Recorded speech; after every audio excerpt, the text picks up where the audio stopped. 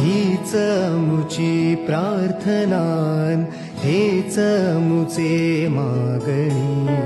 हीच मुची प्रार्थनान, हेच मुचे मागणी. माणसाने माणसाशी माणसासम वागणे.